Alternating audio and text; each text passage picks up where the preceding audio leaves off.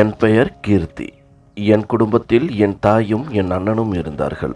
எனக்கு ஒரு அக்காவும் இருந்தார். அவருக்கு பல வருடங்களுக்கு முன்பே திருமணமாகிவிட்டது. என் அண்ணனுக்கு திருமணமாகி 1 வருடம்தான் ஆகிறது. அவருக்கு திருமணமான 6வது மாதத்தில் எனது அப்பா இறந்து விட்டார். அதுவரை அனைத்தும் நன்றாக சென்று கொண்டிருந்த குடும்பத்தில் அப்பா இறந்ததால் வீட்டின் நிலைமையும் மாறத் தொடங்கியது. அப்பா இருந்தவரை எங்களுக்கு கஷ்டம் என்றால் என்னவென்றே தெரியாமல் இருந்தது. வீட்டு செலவுகள் அனைத்தையும் அவரே கவனித்து வந்தார். எனது அண்ணனும் வேலை செய்து வந்தார். அவருக்கு திருமணமானதிலிருந்து வீட்டின் செலவுகள் இன்னும் அதிகமாகத்தான் தொடங்கியது. எனது அண்ணனின் பெயர் முகேஷ். திருமணத்திற்கு முன்பு வரை என்னிடமும் சரி அம்மாவிடமும் சரி அண்ணன் மிகவும் பாசமாக நடந்து கொண்டார். அப்பா இறந்த பிறகு வீட்டின் அனைத்து பொறுப்பும் அண்ணன் கவனிக்க வேண்டியதாக இருந்தது. இதனால் அண்ணனின் நடவடிக்கைகளிலும் மாற்றம் ஏற்பட்டது. எனது அம்மாவிற்கு சர்க்கரை நோய் உள்ளது. அதனால் எப்பொழுதும் மருந்து மாத்திரைகளை எடுத்து கொண்டிருப்பார். ஒரு நாள் அண்ணன் அம்மாவிடம், அம்மா, என்னால் வீட்டு செலவுகளை சமாளிக்க முடியவில்லை. உங்களுக்கே நன்றாக தெரியும் எவ்வளவு விலைவாசி கூடிவிட்டது என்று. அது மட்டுமல்லாது எனது மனைவியும் கர்ப்பமாக உள்ளாள். பிரசவத்திற்கு மருத்துவமனையில் எவ்வளவு செலவாகும் என்று தெரியாது. சாதாரண பிரசவமாக இருந்தாலும் அறுவை சிகிச்சை பிரசவமாக இருந்தாலும் நிறைய செலவாகும். அதனால் நான் பணத்தை இப்பொழுதே சேமித்தாக வேண்டும். எனக்கும் குடும்பம் என்றாகி குழந்தைகளும் பிறக்கப் போகிறது. அதன் மத்தியில் உங்களையும் தங்கையையும் என்னால் சுமக்க முடியாது. என்னால் முடிந்தவரை உங்கள் இருவரையும் கவனித்து கொண்டேன். இனிமேல் உங்களின் செலவுகளையும் தங்கையையும் கவனித்து கொள்ள முடியாது. என்னை மன்னித்து விடுங்கள் என்றார். அண்ணனின் வார்த்தைகளை கேட்ட அம்மா திகைத்து போனார். அவருக்கு என்ன சொல்வதென்று புரியாமல் சோகமாக அண்ணனிடம், முகேஷ், இந்த உலகில் உன்னை தவிர எங்களுக்கு வேறு யாரும் இல்லை. இது உனக்கே தெரியும். நீயும் எங்களை கைவிட்டால் நாங்கள் என்ன செய்வோம் என்றார். அண்ணனும், நீங்கள் என்ன செய்வீர்கள் என்று எனக்கு தெரியாது. ஆனால் என்னிடம் இப்பொழுது எதுவும் இல்லை என்று உங்களுக்கே தெரியும். நான் எனது குடும்பத்தை கவனிக்க விரும்புகிறேன். அதனால் உங்களுக்கு என்னால் எந்த உதவியும் செய்ய முடியாது. நீங்கள் புரிந்து கொள்வீர்கள் என்று நினைக்கின்றேன். உங்களுக்கே தெரியும் நான் உங்கள் மீதும் தங்கையின் மீதும் எவ்வளவு பாசமாக இருந்தேன் என்று. எனக்கும் குழந்தைகள் குட்டிகள் என்று வந்தால் அவர்களை பராமரிப்பதற்கு எவ்வளவு செலவாகும் என்பது உங்களுக்கும் தெரியும். அதை இப்பொழுதே சேர்த்து வைத்தால் மட்டுமே என்னால் சமாளிக்க முடியும். இதற்கிடையில் அனைத்து வருமானத்தையும் உங்களுக்கே செலவு செய்து கொண்டிருந்தால் நானும் எனது பிள்ளைகளும் தான் கஷ்டப்படுவோம். அதனால்தான் உங்களுக்கு எதுவும் செய்ய முடியாத சூழ்நிலை. தயவு செய்து புரிந்து கொள்ளுங்கள் என அண்ணன் மீண்டும் மீண்டும் சொன்னதையே சொல்லிக் கொண்டிருந்தார். அம்மாவும் அண்ணனிடம், நீ சொல்வது எனக்கு நன்றாக புரிகிறது. எனது வாழ்க்கையை ஒரு ஓரமாக இருந்து வாழ்ந்து விடுவேன். ஆனால் உனக்கு ஒரு சகோதரியும் உள்ளாள். அவளை திருமணம் செய்து கணவர் வீட்டிற்கு அனுப்ப வேண்டும். அவளை பற்றியாவது கொஞ்சம் யோசித்துப்பார் என்றார். அண்ணனும் அம்மாவும் பேசிக்கொண்டிருக்கும் பொழுதே தனது அறையில் இருந்து வேகமாக வெளியேறிய அண்ணி அண்ணனிடம், நான் உங்களிடம் ஏற்கனவே சொல்லிவிட்டேன். இந்த வீட்டில் இருந்தால் உங்கள் அம்மாவிற்கு நிறைய தேவைகள் இருக்கும். நம்மையும் நிம்மதியாக வாழவிட மாட்டார்.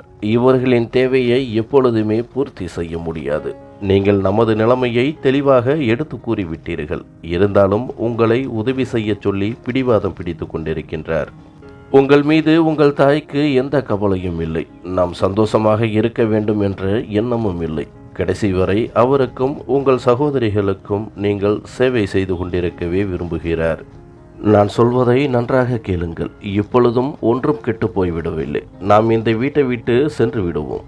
அப்பொழுதுதான் நாம் நிம்மதியாகவும் சந்தோஷமாகவும் இருக்க முடியும். கடைசி வரை இவர்களை சுமந்து கொண்டே இருந்தால் நமது சந்தோஷமும் காணாமல் போய்விடும்.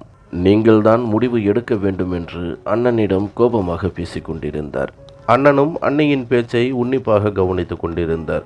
பிறகு என்ன நினைத்தாரோ தெரியவில்லை. அண்ணன் அன்னியை நோக்கி, நீ சொல்வது சரிதான். இப்பொழுதே நாம் இந்த வீட்டை விட்டு சென்று விடுவோம்.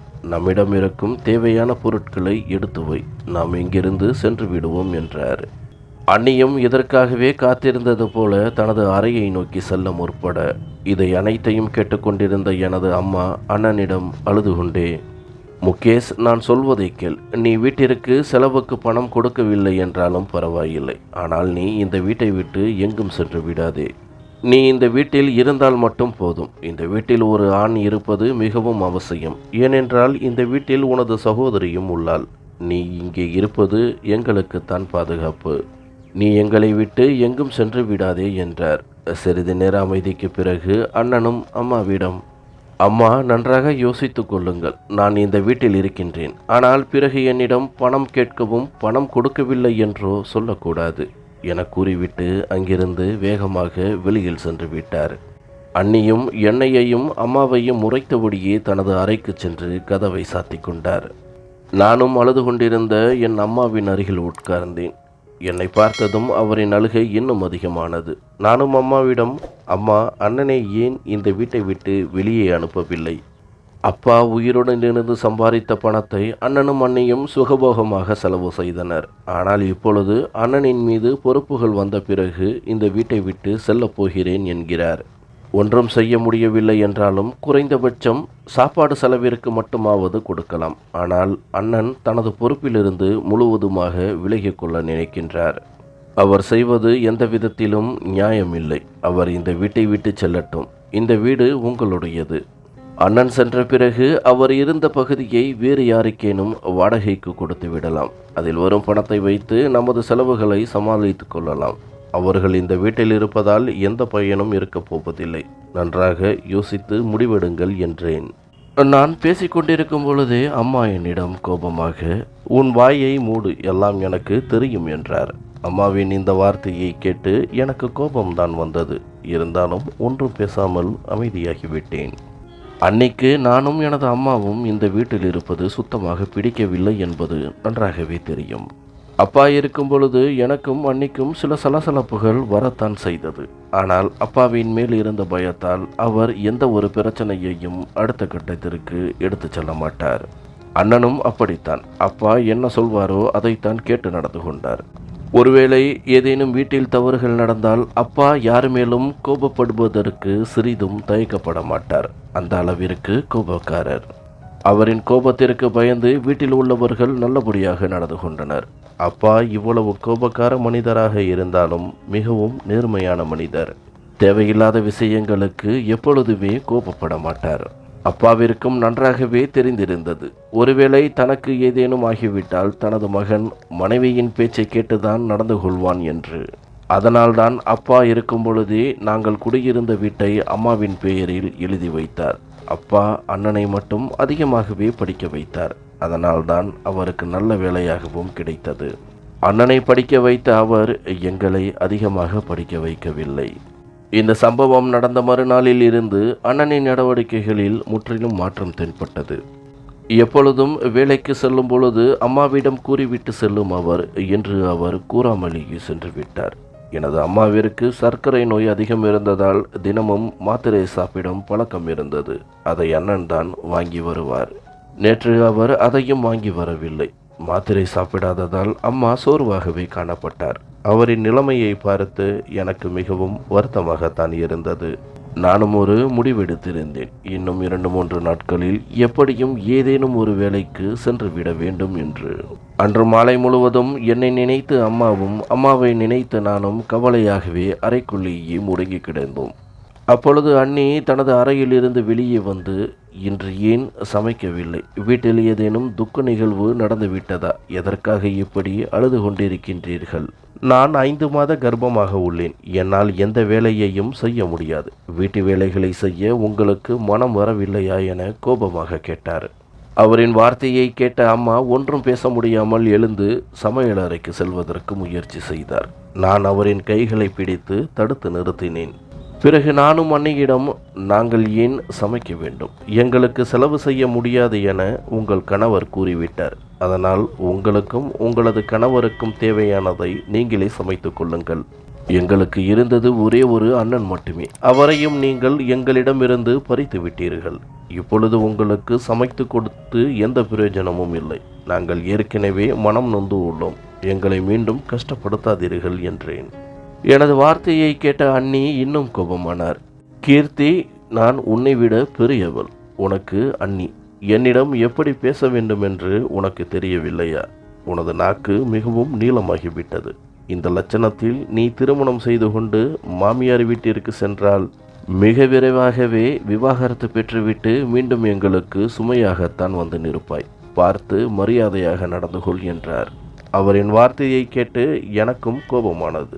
நானும் கோபத்துடன், அண்ணே, மரியாதையை பற்றி எனக்கு நீங்கள் சொல்லித்தர வேண்டிய அவசியமில்லை. ஒரு தாயிடமிருந்து பிள்ளையை நீங்கள் பறித்து விட்டீர்கள். எனது அம்மாவை சொந்த வீட்டில் அனாதை போல ஆக்கிவிட்டீர்கள். இறைவன் அனைத்தையும் பார்த்து கொண்டுள்ளான். நீங்களும் கர்ப்பமாக உள்ளீர்கள். பிறக்கப் போகும் குழந்தை நல்லபடியாக பிறக்க வேண்டும். நீங்கள் இப்படி நடந்து கொண்டால் உங்களிடமிருந்து கடவுள் குழந்தையை பிரிப்பதற்கு அதிக நேரமாகாது. அதை மனதில் வைத்து கொள்ளுங்கள் என்றேன். எனது வார்த்தையை கேட்ட அண்ணி அழ ஆரம்பித்தார். திடீரென அண்ணனும் அறைக்குள் வந்து என் கன்னத்தில் ஓங்கி அறைந்தார்.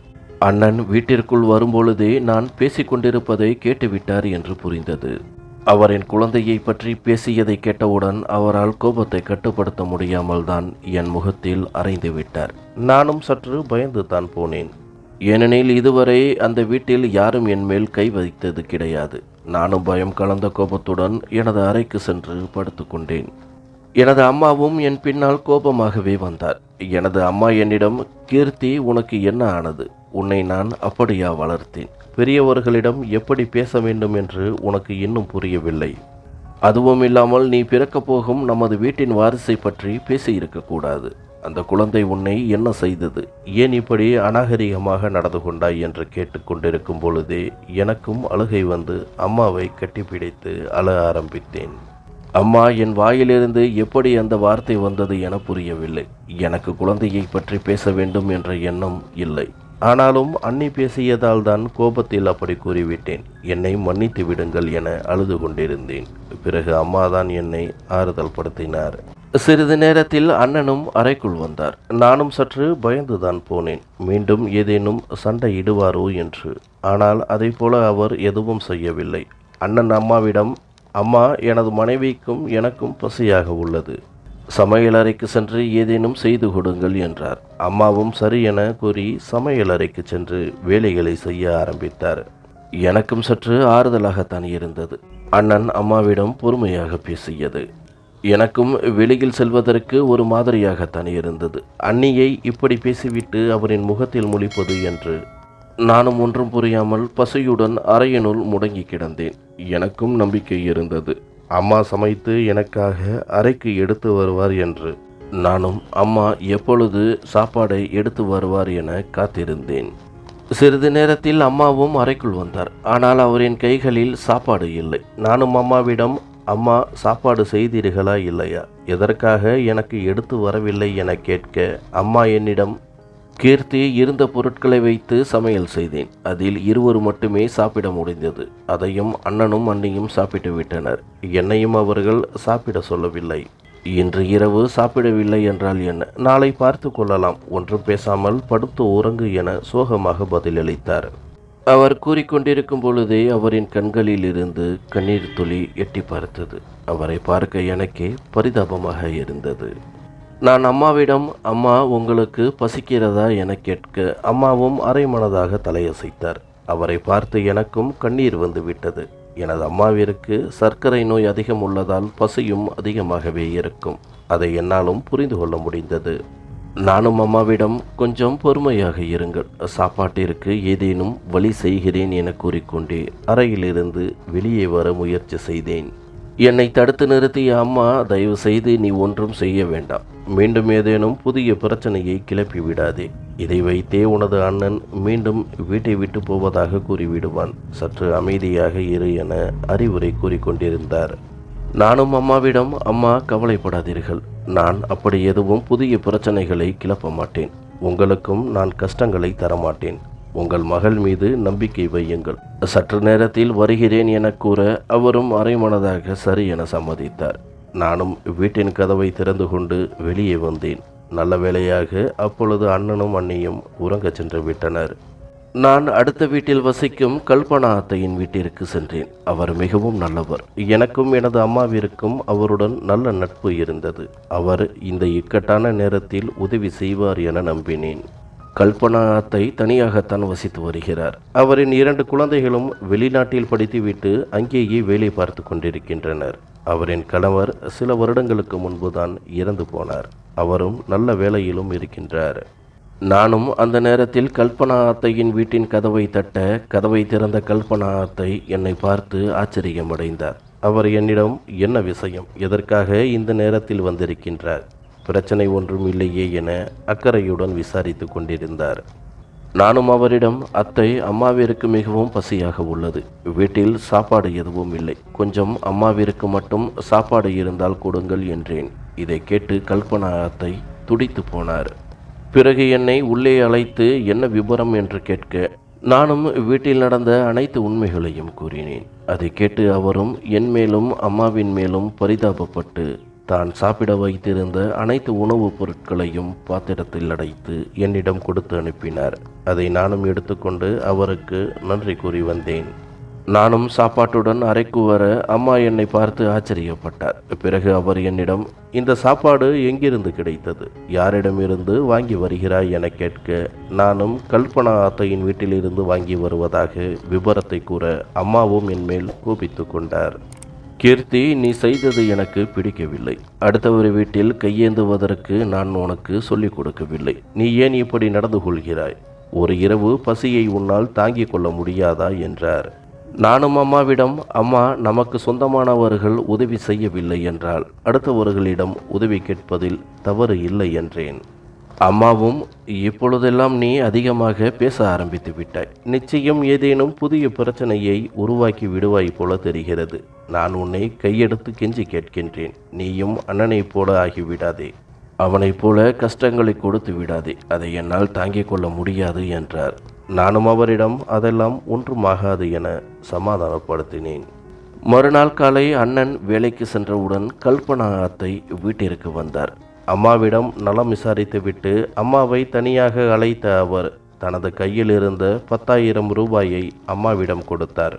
அம்மாவிடம் கொடுத்து, தற்சமயம் இதை வைத்துக் கொள்ளுங்கள், உங்களுக்கு ஏதேனும் உதவி தேவைப்பட்டால் தயங்காமல் கேளுங்கள் என கூறிக்கொண்டிருந்தார். நானும் அவரின் அருகில்தான் இருந்தேன். அம்மாவும் அதை வாங்க மறுத்து கொண்டிருந்தார். ஆனாலும் அத்தை விடுவதாக இல்லை. என்னிடம் பணம் நிறையவே உள்ளது, வேண்டுமென்றால் இதை கடனாக வைத்துக் கொள்ளுங்கள், உங்களுக்கு எப்பொழுது முடிகின்றதோ அப்பொழுது திருப்பி தந்தால் போதும் என கூறிக்கொண்டிருக்க, நானும் அம்மாவிடம் சமாதானம் செய்து தற்சமயம் வாங்கிக் கொள்ளுங்கள், பிறகு திருப்பி கொடுத்து கொள்ளலாம் என கூற அம்மாவும் அரைமனதாக வாங்கி கொண்டார். பிறகு அவரும் சிறிது நேரத்தில் சென்று விட்டார். அவர் சென்ற சில நிமிடங்களில் அண்ணி அம்மாவிடம், அத்தை, எனக்கு மிகவும் பசியாக உள்ளது, நீங்கள் ஏதேனும் சாப்பாடு செய்து கொடுங்கள் என்றார். நானும் அப்பொழுது ஒன்றும் கூறவில்லை. ஆனால் அண்ணி அடுத்தபடியாக, எனக்கு மட்டும் சாப்பாடு செய்தால் போதும், நீங்களும் உங்களது மகளும் தனியாக சமைத்து கொள்ளுங்கள், உங்கள் பிள்ளைதான் இதை சொல்ல சொன்னார் என கூற எனக்கு கோபம் தலைக்கேறியது. நானும் அண்ணியிடம், அண்ணி, மீண்டும் மீண்டும் இதையே ஏன் சொல்லிக் கொண்டிருக்கின்றீர்கள்? உங்களுக்கு எங்களோடு இருக்க விருப்பமில்லை என்றால் அண்ணன் வந்தவுடன் தாராளமாக இந்த வீட்டை விட்டு சென்று விடலாம். உங்களுக்கு வேலை செய்வதற்கு எனது அம்மா ஒன்றும் வேலைக்காரி அல்ல, நீங்கள் ஒன்றும் எங்களின் முதலாளியும் அல்ல. நீங்கள் இந்த வீட்டில் வாழத்தான் வந்துள்ளீர்கள், எங்களை அதிகாரம் செய்வதற்கு அல்ல. உங்களின் மரியாதையை நீங்கள் தான் காப்பாற்றிக் கொள்ள வேண்டும். உங்களுக்கு தேவை என்றால் நீங்களே போய் ஏதாவது செய்து கொள்ளுங்கள், எங்களை தொந்தரவு செய்யாதீர்கள் என்றேன். இதை கேட்டு அன்னியின் முகமும் கோபத்தில் மாறி போனது. இருந்தாலும் ஒன்றும் பேசாமல் தனது அறைக்குள் சென்று விட்டார். அப்பொழுதும் கூட அம்மா என்னைத்தான் திட்டிக் கொண்டிருந்தார், ஏன் இப்படியெல்லாம் பேசுகிறாய் என்று. அம்மாவும் அன்னிக்கு சமைத்து கொடுப்பதற்கு முயற்சி செய்தார். நான் தான் அம்மாவை தடுத்து நிறுத்தி, எதுவாக இருந்தாலும் பார்த்து கொள்ளலாம், சற்று பொறுமையாக இருங்கள் என்று சமாதானம் செய்தேன். அனைத்தும் அமைதியாக இருந்தது. சாயங்காலம் அண்ணன் வேலையிலிருந்து வீட்டிற்கு வர அவரை தனியாக அழைத்து சென்ற அண்ணி என்ன சொன்னார் என்று புரியவில்லை. ஆனால் நல்ல விதமாக மட்டும் சொல்லி இருக்க மாட்டார் என்று நன்றாகவே தெரியும். கோபத்துடன் எனது அறைக்கு வந்த அண்ணன் என்னை கையை பிடித்து வெளியே இழுத்து வந்தார். உனது தொல்லைகள் வீட்டில் அதிகமாகிவிட்டது. என் மனைவிக்கு எதிராக அம்மாவை தூண்டிவிட்டு நீதான் சண்டையிட வைக்கின்றாய். இப்படியே போனால் எவனாவது ஒரு பிச்சைக்காரனுக்கு பார்த்து திருமணம் செய்து வைத்து விடுவேன். மரியாதையாக அண்ணி என்ன சொல்கிறாரோ அவரின் பேச்சை கேட்டு நடந்து கொள். ஒரு முறை உன்னை மன்னித்து விட்டேன், இதற்கு மேலும் எப்படி நடந்து கொண்டால் நான் மனிதனாகவே இருக்க மாட்டேன் என்றார்.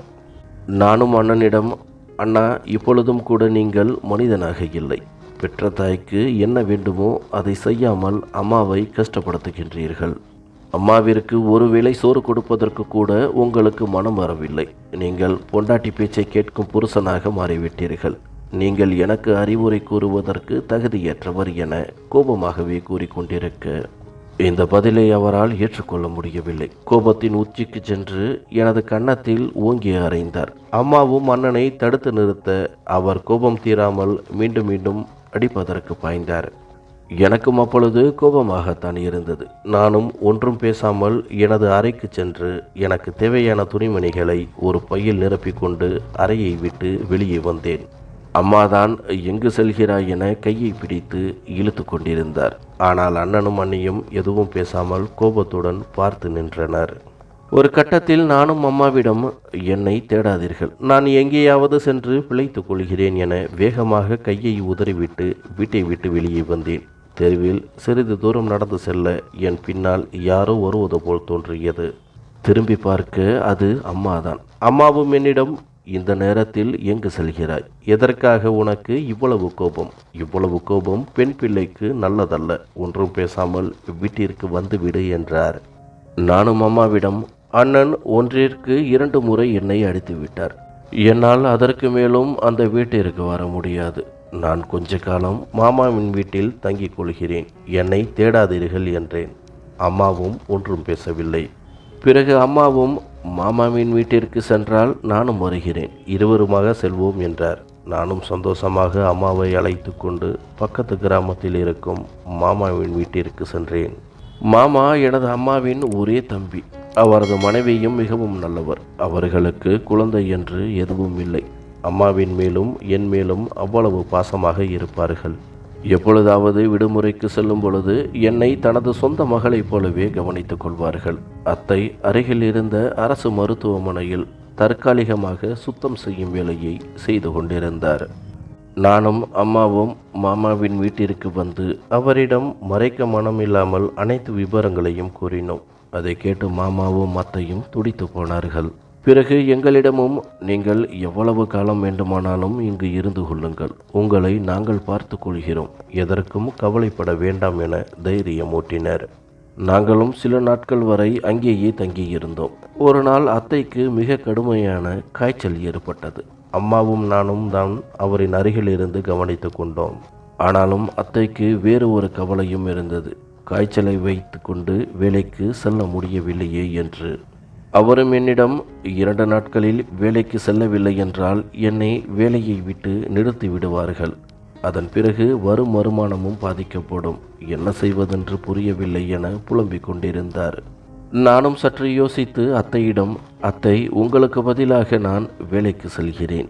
உங்களுக்கு உடல்நிலை சரியானவுடன் நீங்கள் வேலையில் சேர்ந்து கொள்ளுங்கள் என கூற, அத்தைக்கும் அதுதான் சரி எனப்பட்டது. உடனடியாக தொலைபேசியில் மருத்துவர்களிடம் தனது நிலைமையை தெரிவிக்க அவர்களும் சரி என சம்மதித்தனர். அத்தையும் என்னிடம், போகும்பொழுது மருத்துவமனையில் நிறைய விஷயங்கள் நடக்கும், எதையும் காதில் வாங்கிக் கொள்ளாதே.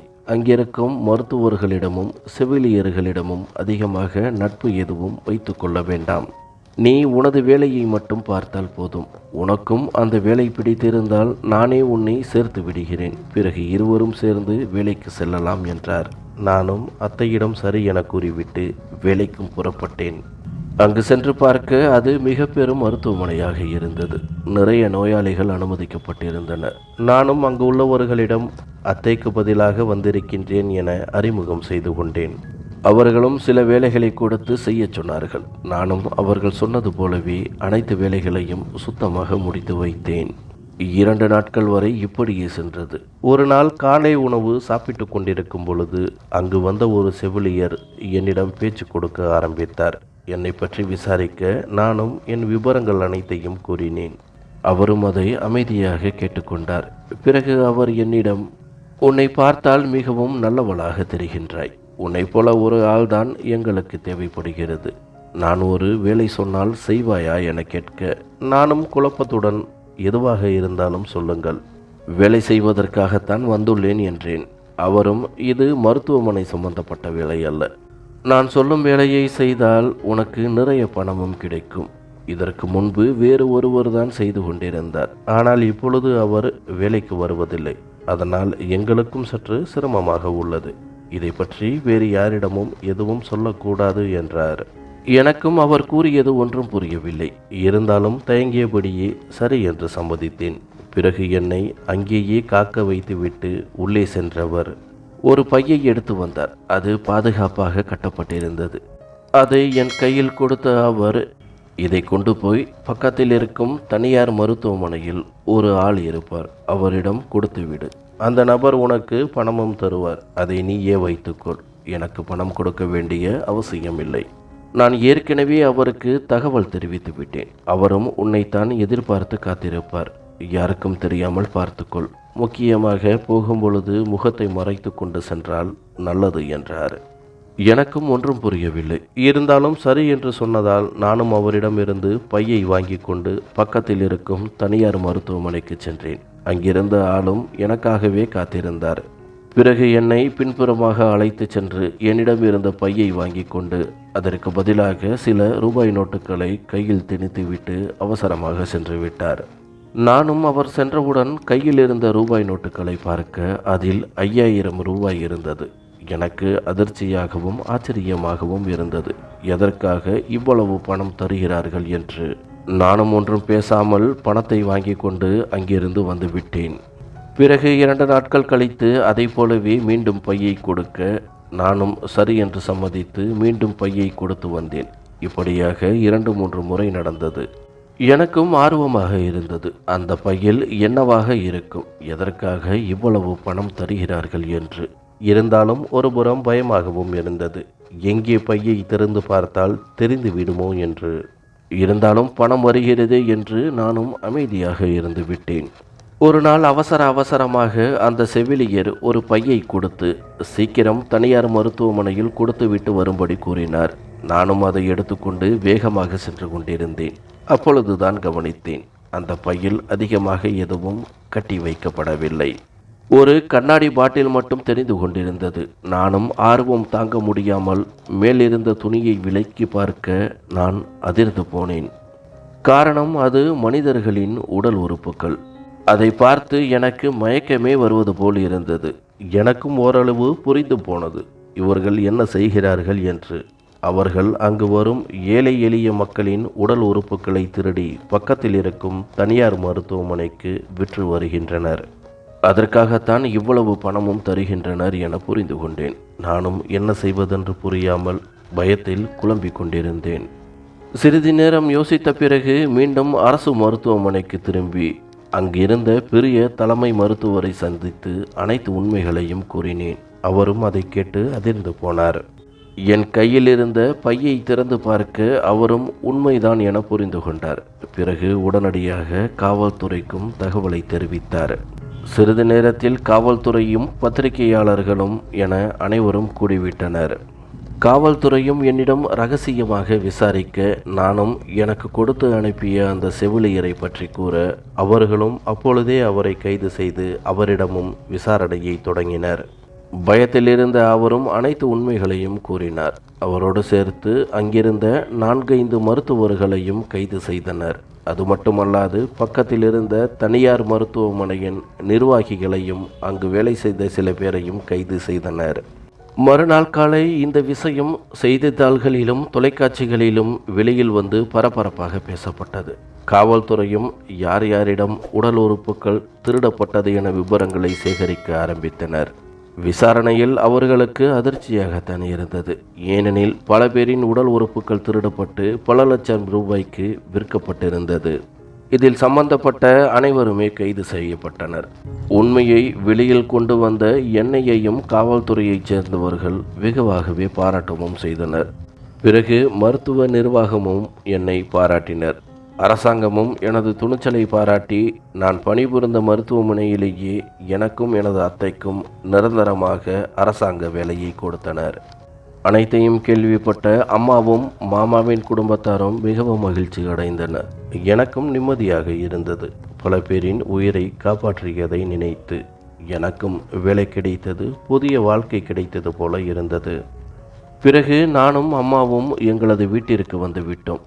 அங்கு வர முதல் வேளையாக அண்ணனையும் அண்ணியையும் அழைத்து உங்களுக்கு விருப்பமில்லை என்றால் இப்பொழுதே வீட்டை விட்டு சென்று விடலாம். இந்த வீடு அம்மாவின் பெயரில் உள்ளது.